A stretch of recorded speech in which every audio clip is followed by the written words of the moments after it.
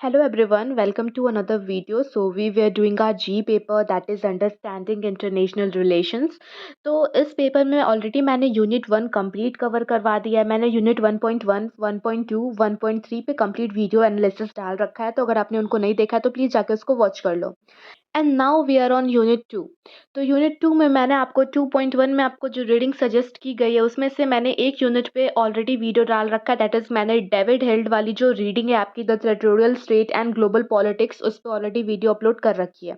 तो please check that out. और फिर आज हम लोग 2.1 में ही दूसरी रीडिंग आपको सजेस्ट की गई है, दैट इज़ सिबासीस चैटर्जी की रीडिंग है reconsidering the state in international relations. आज हम इसको कवर करने वाले हैं। सो अगर आप वीडियो पे न्यू हो तो वीडियो को लाइक शेयर सब्सक्राइब ज़रूर करना, अपने फ्रेंड्स के साथ शेयर ज़रूर करना। This is the reading Reconsidering the State in International Relations by Sibasis Chatterjee. So basically in the starting paragraphs आपको यहाँ तक इसका background set किया गया that what this reading is all about. इस reading में आपको बताया क्या क्या गया है। सो इस रीडिंग में आपको बेसिकली ये बताया गया है कि when we talk about traditional IR, तो state, what is a state? A country और a nation with a government population and defined territories known as state. So अगर हम लोग ट्रेडिशनल आईआर की बात करें तो जो स्टेट होता है has always been seen as the most important player.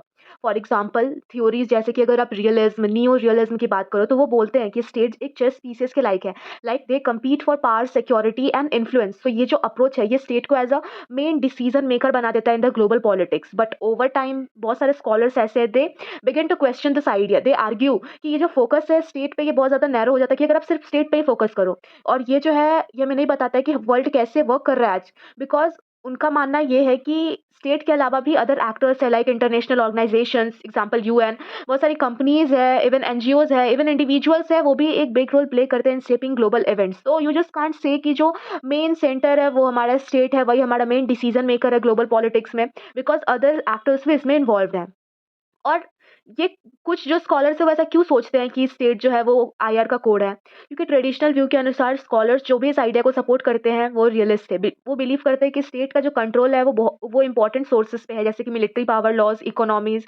तो इनमें स्टेट का कंट्रोल है, इसलिए वो की डिसीजंस बनाते हैं और जिससे पीपल और वर्ल्ड को इफेक्ट होते हैं। Example war treaties, trade agreements जितने भी है ये ऑप्टन स्टेट ही नेगोशिएट करती है। ये दिखाते हैं कि कितने सेंट्रल है वो इन द ग्लोबल पॉलिटिक्स। और कुछ ऐसा क्यों सोचते हैं कि स्टेट जो है वो आउटडेटेड है? They think that so because उनका मानना है कि ग्लोबल चैलेंजेस एग्जिस्ट करती है, like problems like climate change, pandemics, terrorism, economic globalisation. तो ये स्टेट अकेले सॉल्व नहीं कर सकती, इसमें कलेक्टिव एक्शन की ज़रूरत होती है। तो ये सारे इशूज जो है इसमें कॉपरेशन की ज़रूरत होती है बिटवीन मेनी प्लेयर्स। इसमें स्टेट बाकी दूसरे एक्टर्स की भी ज़रूरत है, including states, businesses, non state actors. So अगर आज के इंटरकनेक्टेड वर्ल्ड में आप देखो तो मल्टीनेशनल कॉर्पोरेशंस जैसे कि गूगल, अमेजॉन, एनजीओज जैसे कि ग्रीन पीस देख लो, और international organisations like W H O, तो इनका जो है स्टेट के सर्टेन इशूज पे डेफिनेटली काफ़ी ज़्यादा इन्फ्लुएंस होता है। एग्जाम्पल अगर आप कोविड-19 पेंडेमिक का एग्जाम्पल ले लो तो इंटरनेशनल ऑर्गेनाइजेशंस और भी बहुत सारी कंपनीज जो थी, they played a major role in vaccine distribution alongside government. So you just simply can't label कि जो मेजर डिसीजन मेकर है वो स्टेट ही और वही हर चीज़ इन्फ्लुएंस करती है बीइंग इन द सेंटर, ऐसा नहीं है। सो ये जो आपका ओवरऑल रीडिंग है इसे डिबेट के ऊपर रहेगा, और ये डिबेट से आप ये जानने को आपको मिलेगा कि it help you to understand how power and influence work in today's world. और if the state is no longer the only major actor, we need new ideas, हमें न्यू आइडियाज, न्यू अप्रोचेस की जरूरत है to deal with the global challenges. But अगर state जो है वो हमारा प्राइमरी डिसीजन मेकर है तो we still need to study their behaviour carefully. तो बेसिकली ओवरऑल इस रीडिंग में आपको इसी डिबेट के ऊपर जाना है कि क्या आज के टाइम पे जो स्टेट है वो मेजर रोल प्ले करता है या दूसरे मेजर एक्टर्स भी हैं। तो उसके लिए हमें न्यू आइडियाज़ अप्रोच लाने की ज़रूरत है to deal with those challenges, या फिर जो स्टेट है वो ही प्राइमरी डिसीजन मेकर है, स्टिल हमें उसके बिहेवियर के बारे में पढ़ना होगा, that how it actually function. So this is the whole debate जो हम इस रीडिंग में पढ़ेंगे। Mostly it is talked about why the state is important. So state as a foundation of IR. So state को often देखा जाता है as an independent and real entity that plays a key role in managing society, as it balances relationship between different classes within borders and give people a sense of identity through nationalism. Through nationalism in the sense it does it through three steps, like it provides space and boundary. जो state होता है वो power को geographically organise करता है और specific territories को control करता है। ये पीपल में यूनिटी क्रिएट करता है through shared beliefs, tradition, national pride. Even state uses technological advancement to strengthen their authority and manage their citizens. Obviously, there can be seen a little debate because there is a criticism about realism। और realism क्या है? एक traditional theory है IR में जो कि state को देखता है एक पावर ड्रिवन और self centred entity, which always prioritizes its own security, own interest, and however इस पर्सपेक्टिव जो है वो इग्नोर कर देता है कि स्टेट जो है दूसरे ग्लोबल सिस्टम जैसे कि international trade, civil society, international organization इन सबसे भी इंटरेक्ट करता है। तो जो भी क्रिटिक्स है वो आर्ग्यू करते हैं कि रियलिज्म जो है वो स्टेट के फंक्शन को एक्चुअली ओवर सिंप्लीफाई कर देता है। So further, it is seen challenges to the state dominance. Like after World War II, कुछ scholars आए, basically the functionalist critique, जो question किए कि whether the state continue to address global challenges effectively, क्या state जो है वो global challenges को effectively address कर पाएगी? और ये functionalists जो थे ये argue किए कि cooperation between countries on issues like trade, जो technology है, that can reduce the importance of national boundaries. और ये जो trend है ये visible था in Europe, where countries began forming alliances and shared institutions. However, the rise of nationalism in countries like France during 1916 shows that states were not ready to give up their authority. Globalization and transnational companies created an impact. They tried to challenge the state authority. Like जो भी big multinational companies थी, they operated across many countries. So it became hard for any single government to control them. And there was a global influence. Like these company form alliances. They are not tied to any one country because it was hard for any single government to control them, giving them a unique global power. In response अगर देखें तो state ने क्या किया, तो state still played a relevant role because it regulated and it collaborated with these company, ensuring कि वो इस system का part रहें. Some well-known scholars like Robert Keohane, Joseph Nye ये आर्ग्यू किए कि स्टेट जो है सिर्फ यही एक इम्पॉर्टेंट प्लेयर नहीं है जियोपॉलिटिक्स में. कॉरपोरेशंस, एनजीओज, इंटरनेशनल ऑर्गेनाइजेशंस उनके पास भी पावर है. प्रॉब्लम लाइक क्लाइमेट चेंज या फिर ग्लोबल पॉवर्टी जो है उनको मिलिट्री सॉल्यूशंस की ज़रूरत नहीं है, उनको कोऑपरेशन की ज़रूरत है between different actors. So there is a need of interconnections. ये जो व्यू है ये हाईलाइट करता है कि global politics is not just about states, it is more than that. It's about the relationship between states and non-state players. State even faced internal challenges like economic crisis or political disagreements that make it hard for them to function effectively. However, they were balancing new realities. Like despite globalization, state जो था एक central role play किया by working with or regulating other actors like companies, NGOs. So अगर overall इसकी बात करो तो they were adapting new change, they continued their importance, and there was a need of a broader perspective. To fully understand state role, scholars को एक broader perspective की ज़रूरत है. They need to consider its role in economic, cultural, technological development beyond its political authority. So अब बात आती है realist जो है वो स्टिल जो है वो नेशन स्टेट को डिफेंस किए. कैसे डिफेंड किए? लाइक उनका कोर आइडिया था कि नेशन स्टेट जो है वो मोस्ट पावरफुल प्लेयर है इन द ग्लोबल पॉलिटिक्स. की थिंकर्स की अगर आप बात करो तो की थिंकर्स वेयर रॉबर्ट गिल्पिन जो कि आर्ग्यू किए even with globalization and powerful multinational corporation nation state जो है is not becoming irrelevant. State still central है to security, power and global orders. Now there was some challenges to the nation state. Like पहला challenge तो आया after globalisation कि globalisation के बाद interconnected world हो गया तो पीपल, गुड, मनी, आइडियाज वो अब बॉर्डर्स पे इजीली मूव कर पा रही थी. They were now move easily across borders making it hard for the state to control their territories. दूसरा आया कि इकोनॉमिक पावर शिफ्ट हो गया. ग्लोबल कॉपरेशंस जो हो गए have so much influence and they can impact countries without consulting with the government. Ideas like free market, democracy have reduced the power of the government in certain areas. Also, further technological advancement देखने को मिला, like internet, fast communication, which made it easier for information, money, and people to cross borders and reduce state control. Also, there can be seen ethnic and regional movements like groups within countries, जैसे कि कुछ ethnic communities, they demand autonomy, independence, जिससे कि state की जो unity थी वो weak हो रही थी. Further, a corporate perspective आया, which was the most extreme version, and it is also stated as the end of the nation state. So in ये व्यू था, एक स्कॉलर थे केनिची ओमास, उनका व्यू था. उन्होंने ये क्लेम किया कि ग्लोबलाइजेशन जो है नेशन स्टेट को लेस इफेक्टिव बना दिया है. बिग कंपनीज अब जो है वो कंट्रोल करती है की aspect of the global economy like trade, currency, जो कि पहले गवर्नमेंट मैनेज किया करती थी. Instead of powerful nation state अब स्मॉल रीजन्स जो है वो लोकल ग्रोथ पे फोकस करते हैं जिससे वो लीड ले रही है. फर्दर उसके बाद पोस्ट पॉजिटिविस्ट क्रिटिक्स हैं जो कि बताएं कि हमें रीथिंक करने की ज़रूरत है स्टेट को. लाइक स्कॉलर्स लाइक इसमें आया रिचार्ड एस्ले जो कि आर्ग्यू किए कि sovereignty, what is sovereignty? State authority over it's territory is not natural but it is a concept created by humans. Another influential scholar, James Darian, suggests कि modern politics is less about controlling land. It is more about managing rapid changes driven by technology and information. Further, जो liberal institutionalism था, they suggested to find a balance, like एक middle ground की ज़रूरत है. They combined realism and liberalism, दोनों को ये combine किया. लाइक स्टेट का भी इंपॉर्टेंस को कंबाइन किया and they also combined the importance of cooperation. उन्होंने सजेस्ट किया कि there is a role of institution, जैसे कि ऑर्गेनाइजेशंस लाइक यूएन, ये स्टेट को मदद करते हैं to work together to address global issues. तो इंस्टीट्यूशन सेव करते हैं how state acts without replacing their core authority. ये स्टेट की अथॉरिटी, जो कोर सेंट्रल अथॉरिटी, वो उसको नहीं हटाते, बट इंस्टेड वो उसको हेल्प करते हैं to work properly, to work together. But there was internal weakness in the nation state, like states struggle to manage diverse population and globalized economy. Further, ethnic and regional groups seeking independence can weaken states. And third was power increase करा था among shared states, corporations, international organization and local groups, जो कि state को internally week करते जा रहा था। Overall अगर आप इसकी कंक्लूजन की बात करो, so despite challenges, nation state जो है वो एक इम्पॉर्ट वो that remained important because they adapted to globalisation and technology. वो खुद में चेंजेस ला रहे थे। Future trend like great collaborations with other actors like corporations, global organisations के साथ उन्होंने कोलैबोरेट किया, और उन्होंने शिफ्ट किया in how power is distributed and how its role evolved.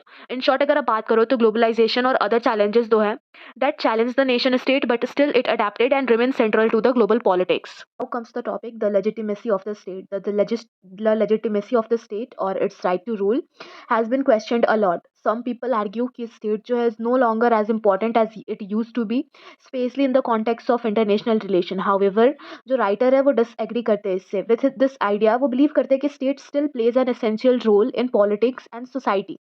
While it's true कि state जो है उसमें कुछ flaws है, कुछ weaknesses है, but it is wrong to think कि state जो है वो मैटर ही नहीं करता है। In fact, there are many things that only the state can do.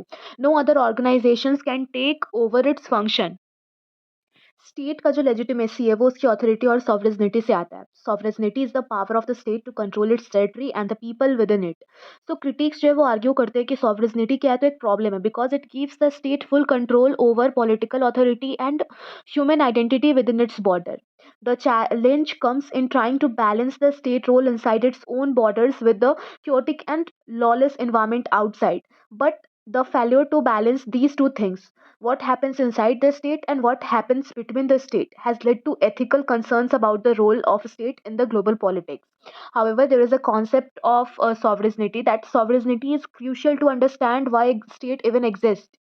Sovereignty से ही हम समझ सकते हैं कि स्टेट जो है वो एग्जिस्ट क्यों करता है। Political theorist like Thomas Hobbes वो बिलीव करते हैं कि सॉवरेनिटी जो है वो ज़रूरी है बिकॉज वर्ल्ड क्या है, तो एनार्किक प्लेस है, meaning there is no higher authority to maintain order between state. और ऐसे वर्ल्ड में स्टेट को सॉवरेनिटी की ज़रूरत है to protect themselves and maintain their power. However, इस व्यू को ऑफ्टन क्रिटिसाइज किया गया as it focuses only on the state and its egoistic entity that cares only about its own security and ignores other possible roles that state could play. Modern state, along with the principle of sovereignty, when they came in Europe during the time of modernity. So modern ideas जैसे कि individualism, liberalism and the right to own property helped shape the idea of sovereignty. In this view, state जो है वो necessary है to protect human or individual rights or autonomy. However, ये जो view है mainly comes from the Western world and it does not explain why state is needed to protect individual rights in all cultures. It also does not explain the role of nationalism in creating and shaping the modern state. State क्या है, तो एक essential political organisation है that controls a specific geographical area with in and people within it. और उसका जो power आता है वो कहाँ से आता है, that comes from the belief that it represents everyone and has the right to make decisions for all its citizen. When this belief और कंट्रोल इज चैलेंज, अगर इसी बिलीफ और इसी कंट्रोल को चैलेंज किया जाए तो state take strong action to protect its power. It imposes rules, regulations to maintain their order and control over resources. Despite various challenges and oppositions, the state has managed to suppress voices questioning its power, especially the idea that a state territory is sovereign, meaning it has control over its borders and people. Because state has created this strong sense of control and purpose, and it remains an important and dominant force in the global politics. Now अब हमने उसकी authority को ऐसे तो समझ लिया, but we need to understand the state sociologically भी हमें उसे समझने की ज़रूरत है। So to understand state role we need to look it through a sociological lens, means looking at how different groups within a state such as social class वो कैसे एक दूसरे से interact करते हैं and how they control resources and power. State जो है वो different groups से मिलकर बना है that have varying levels of power. The more powerful group और उनका उतना ही ज़्यादा उनका उस पर रिसोर्सेज पे और पब्लिक पॉलिसीज़ पे कंट्रोल होता है और उतना ही ज़्यादा वो पब्लिक पॉलिसीज़ को इन्फ्लुएंस कर पाते हैं to serve their own interest. So ये जो डोमिनेंट ग्रुप्स है ensure that they have most control over state resources even if they are their changes group holding power. The state fundamental authority is to control territory and make decision remains unchanged. ये जो भी dominant group है ये ensure करते हैं कि उनका ज़्यादा से ज़्यादा स्टेट के रिसोर्सेज पे कंट्रोल हो। बट जो भी पावर में चेंजेस आते रहे इन ग्रुप के, स्टेट का फंडामेंटल अथॉरिटी फंडामेंटल काम होता है कि उनका उनके टेरिटरी पे कंट्रोल रहे और जो भी वो डिसीजंस ले वो अनचेंज रहे। Further it is talked about the role of the state in global capitalism. तो कुछ स्कॉलर जैसे कि इमैनुअल वेलरस्टीन जो थे वो आर्ग्यू किए कि स्टेट जो है क्रूशियल है ग्लोबल इकोनॉमी में। इवन दो कैपिटलिज्म जो है में limit it's action, state can not completely independently exist नहीं कर सकता एज अ ग्लोबल कैपिटलिज्म। मतलब उसका एक इंपॉर्टेंट रोल है ग्लोबल इकोनॉमी में, एंड इंटरनेशनल रूल्स जो है सेव करते हैं उसके बिहेवियर को। बट स्टेट जो है वो स्टिल एक सेंट्रल फिगर है इन द इंटरनेशनल सिस्टम, और उसका जो रोल है ग्लोबल पॉलिटिक्स में वो स्ट्रॉन्ग रहता है despite these external pressures.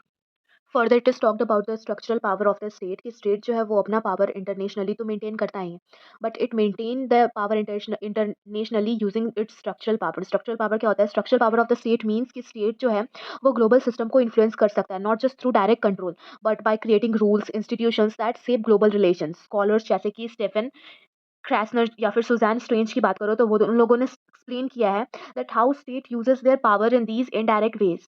क्रैसनर talks किए थे, बताए थे कि कैसे स्टेट जो है वो इंटरनेशनल रेगनी रूल्स वगैरह क्रिएट करता है to help maintain their control even without direct intervening. और सुजैन स्ट्रेंज जो थी वो डिस्कस की थी कि कैसे स्टेट जो है वो अपना इन्फ्लुएंस ग्लोबल इकोनॉमी पे डालता है to maintain its power, specially in non territorial networks like trade and finance. तो ये सारे फॉर्म्स ऑफ पावर जो है ये हेल्प करते हैं स्टेट को to continue dominate international relations without giving up its sovereignty और territorial control. Further in the text, it is discussed about sovereignty and hegemony. So, sovereignty, we know कि it means the state's authority to control its territory and make decisions without interference from other state. So state का जो sovereignty है is upheld through something called hegemony. And hegemony क्या होता है? So it is a way of ensuring its dominance and control, and it works both in internal and external ways. So बहुत सारे different ideas हैं about what hegemony means.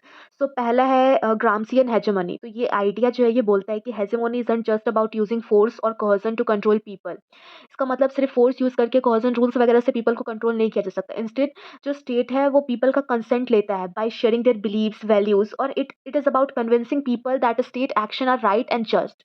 दूसरा आता है hegemonic stability. ये थ्योरी सजेस्ट करती है कि एक सेंट्रल और powerful state can create rules that everyone must follow, और ये जो स्टेट होता है has the ability to enforce global orders through its policy.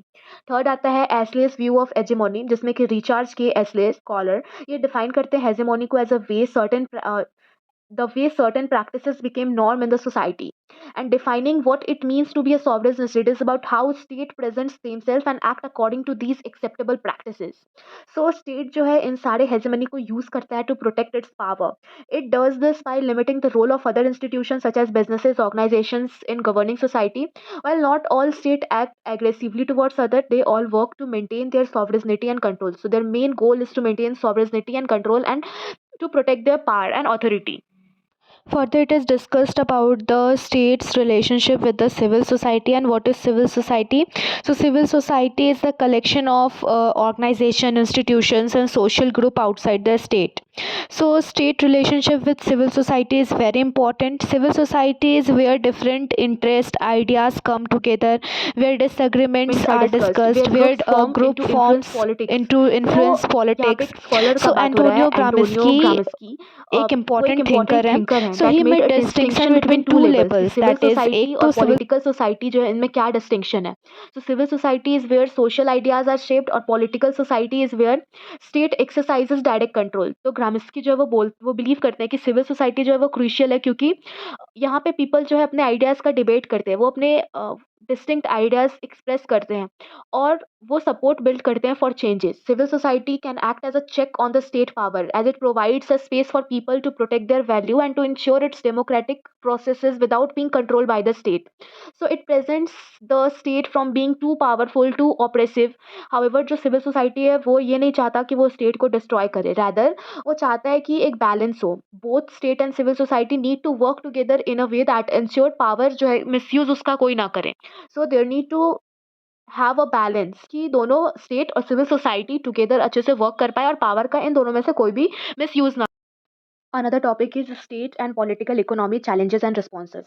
So state जो है वो challenges face कर रही है that make it harder to function independently. ये challenges जो है वो global political economy से आते हैं, meaning the global system of trade, finance, production, इन सबसे ये challenges आ रहे हैं. There are two main factors causing these challenges. पहला तो है the growing influence of financial capitals, और दूसरा है the increasing movement of the people across border, that is labor migration.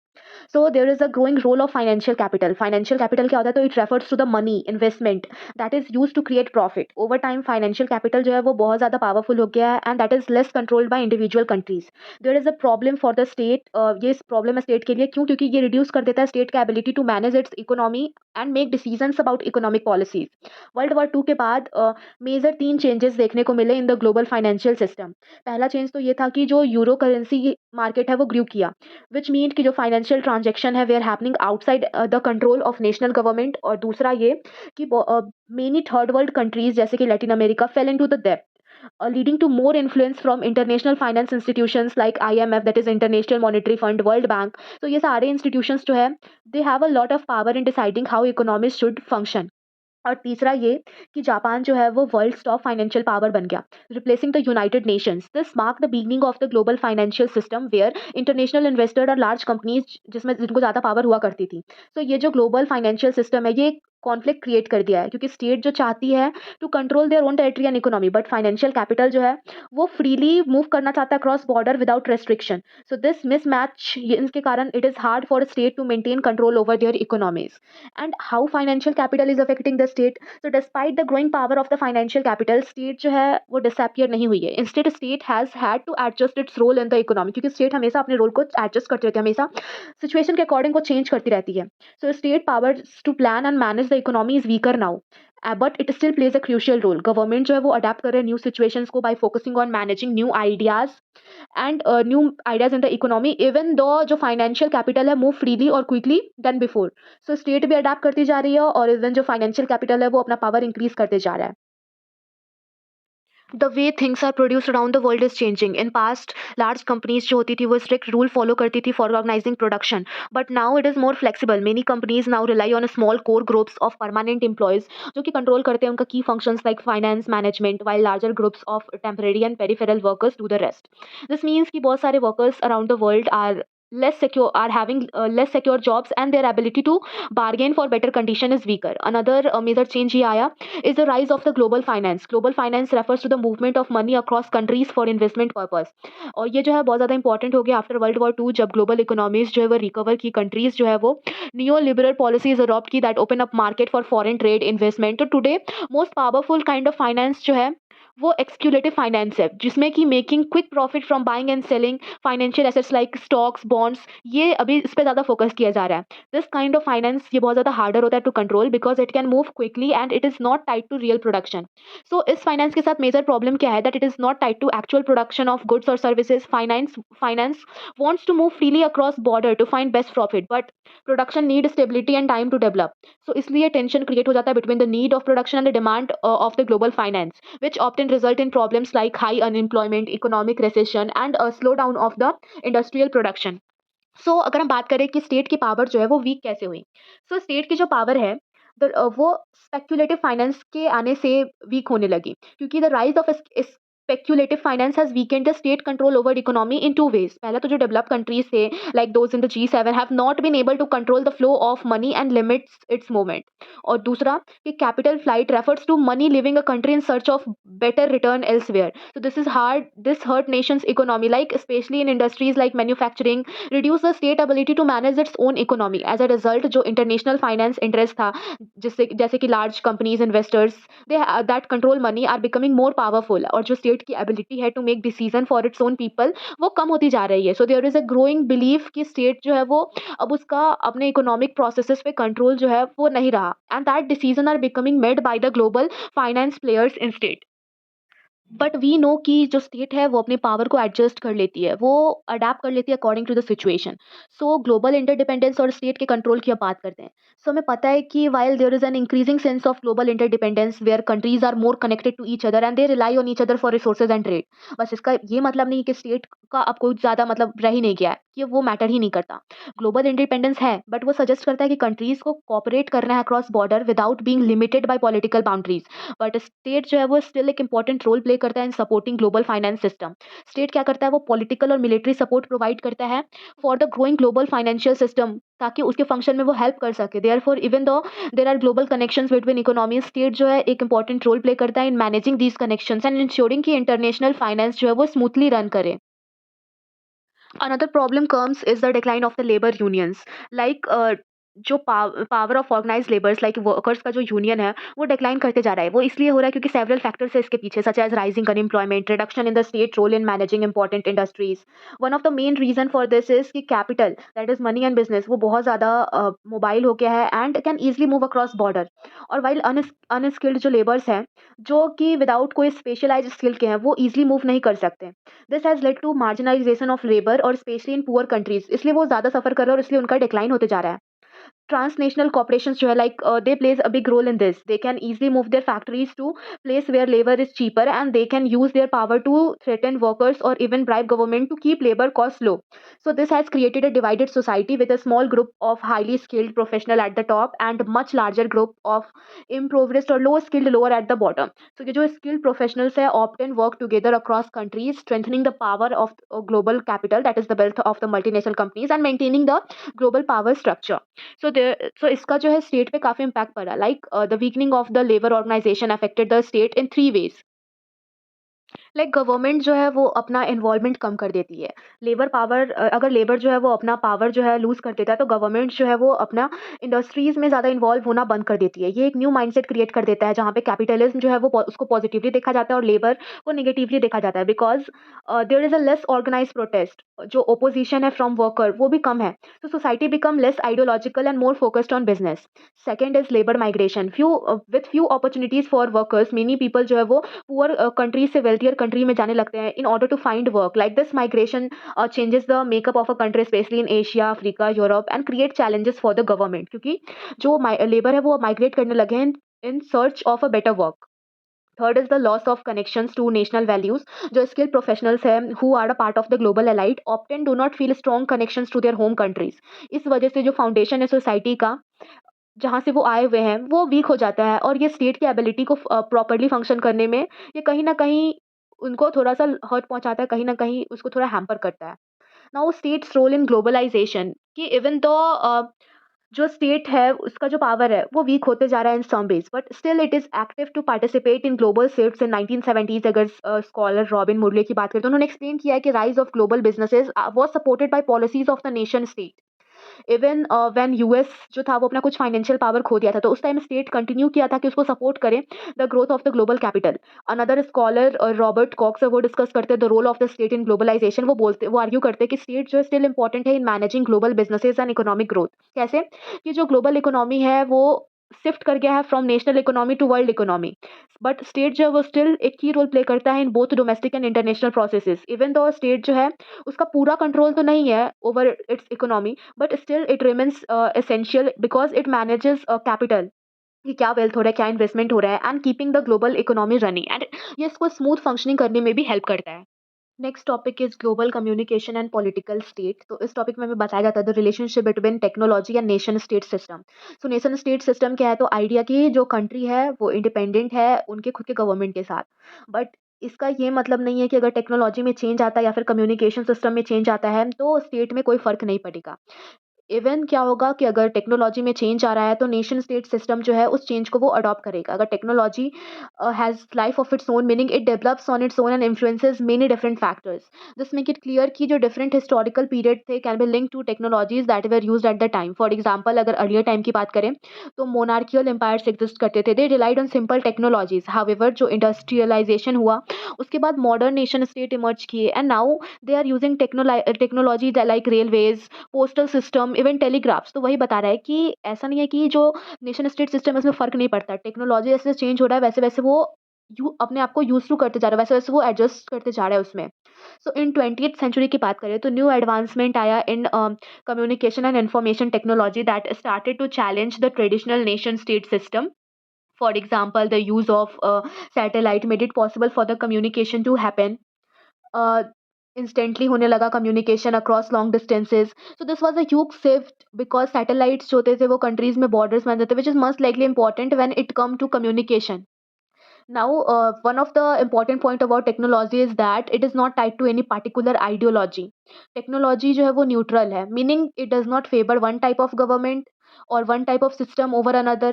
So, however, technology जो है वो depend करता है beliefs and goals of the people or group in the power. For example, जैसे कि technology can't be used for violence or peace. It can be shaped by the values for those who control it.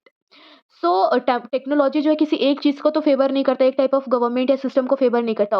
उल्टा जो उसको use करते हैं definitely वो उसको किस तरीके से यूज़ करते हैं ये इस पे डिपेंड करता है, बट वो किसी का फ़ेवर नहीं करता। Western countries have often used technology to dominate control over other part of the world, leading to the inequality between different countries, even though some scholars wish for simpler time without advanced technology. So it is not possible to turn back the clock. Instead, future will be influenced by how technology changes communication and culture, which will impact the global balance of the power. So now scholar like Marshall McLuhan वो argue किए थे कि technology में इतना power है कि वो किस तरीके से पीपल सोचते हैं या कैसे दुनिया को समझते हैं उसको चेंज कर सकते हैं। इवन दो जो टेक्नोलॉजी है उस has the potential to change our understanding of the world. जो ग्लोबल कम्युनिकेशन सिस्टम है वो स्टिल वेस्टर्न कंट्रीज के द्वारा कंट्रोल किया जाता है। The flow of information from poorer country to a wealthier country is very small compare to the information following from the other direction. So McLuhan जो है और इवन अदर स्कॉलर्स ये believe करते हैं कि इन फ्यूचर पॉलिटिकल बाउंड्रीज जो है might become less important due to communication technology, satellite internet technologies वो वाइड स्प्रेड कर रहे हैं and now they can cross national borders without any restriction, weakening the power of the nation state to control communication. जो भी communication theory पे focus कर रहे थे दे वेयर फ्रॉम डिफरेंट बैकग्राउंड, वो इस बैकग्राउंड से नहीं आते थे, वो आईआर के बैकग्राउंड से आते ही नहीं थे। So this allowed them to challenge the traditional idea that nation state are important most important actor in the global system. So ये कम्युनिकेशन थ्योरिस्ट जो थे वो ज़्यादातर पॉलिटिकल बाउंड्रीज पे फोकस नहीं किए, इंस्टेड वो ग्लोबलाइजेशन पे आर्ग्यू किए which included the spread of finance resources and job is being driven by technology. While ये जो पर्सपेक्टिव था वो फुल्ली पॉलिटिकल एस्पेक्ट्स को एक्सप्लोर नहीं करता था, वो बताता कि कैसे टेक्नोलॉजी जो है वो वर्ल्ड को आज शेप कर रहा है। कम्युनिकेशन थ्योरिस्ट जो थे might not always look at political features directly, but their work is essentially for understanding कि कैसे जो टेक्नोलॉजी जो है is affecting globalisation and the balance of power in the world. So this was all for this chapter, hope you understood this.